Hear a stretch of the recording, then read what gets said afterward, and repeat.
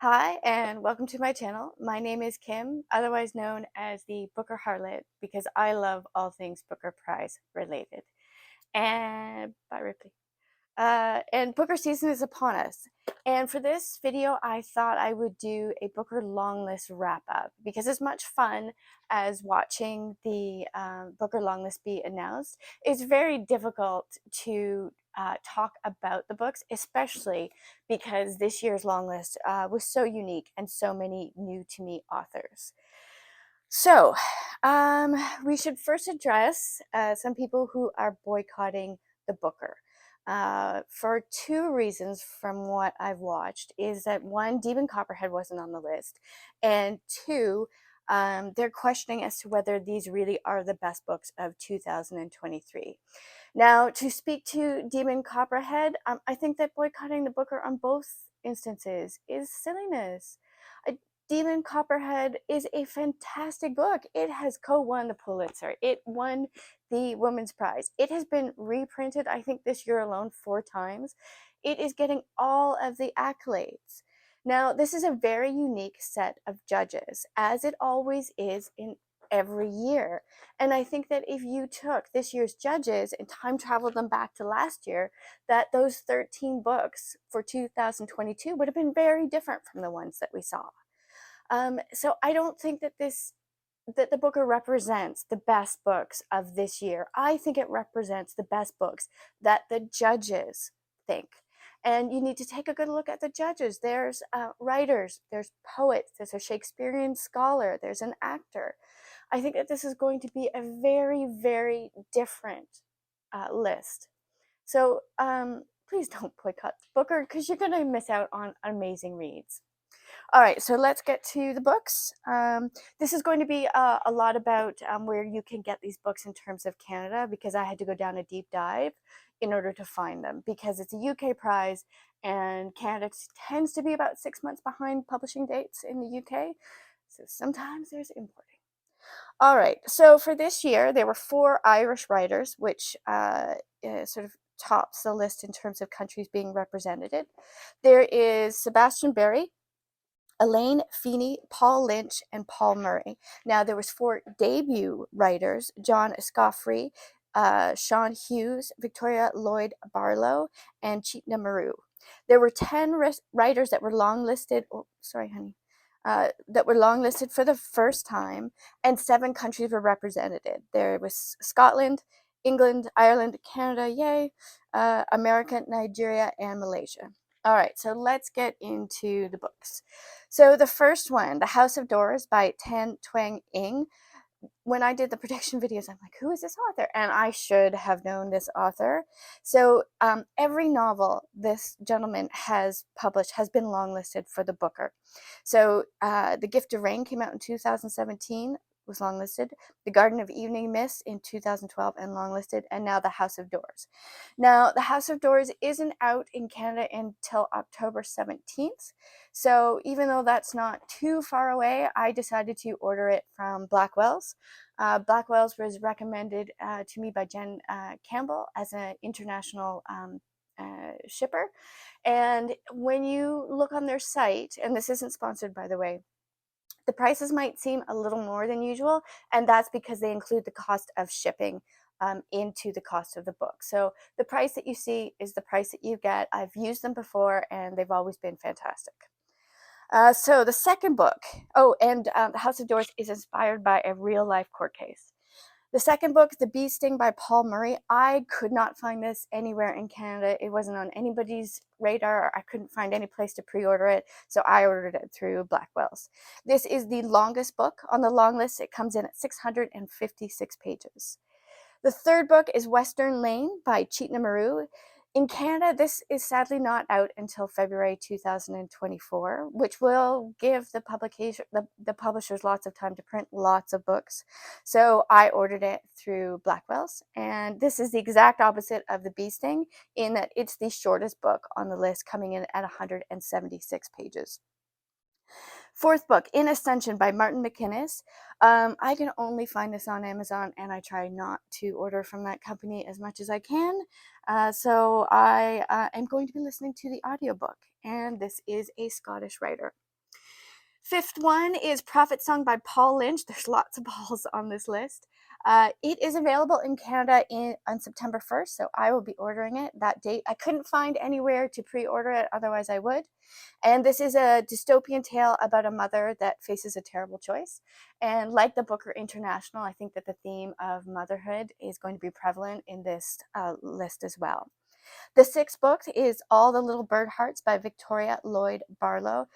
Again, couldn't find it anywhere in Canada, couldn't pre-order it, so I ordered it through Blackwell's. And same sort of motherhood theme. This is an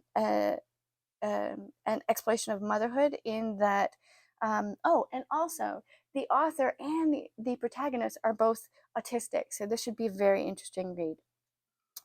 The seventh one is Pearl by Sean Hughes. Now, this is available October 3rd in Canada. However, you can get it as an audiobook. It is 7 hours long and it's narrated by Laura Brydon. I have started listening to my audiobook and it's lovely. It's just a charming accent. Now, this is a very small press, so I think that a lot of people will have a hard time getting their hands on it, but yay for audiobooks. Now, this is a story about Marianne, whose mother went missing when she was 8, and it's her struggles to adjust to this as an adult. And so far, I've found it beautifully written and very haunting, but that's for another video. Coming in and on the 8th book is This Other Eden by Paul Harding, another Paul. This is available by Canada. I have already ordered it, and it is inspired by historical events. The 9th book, How to Build a Boat by Elaine Feeney. This is not out in Canada till November 7th, so I've ordered it through Blackwell's.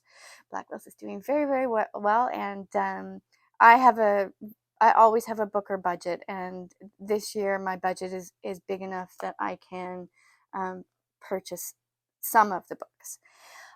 So How to Build a Boat is the main character is 13 and he wants to build a perpetual motion machine and to connect with his mother who died when he was born.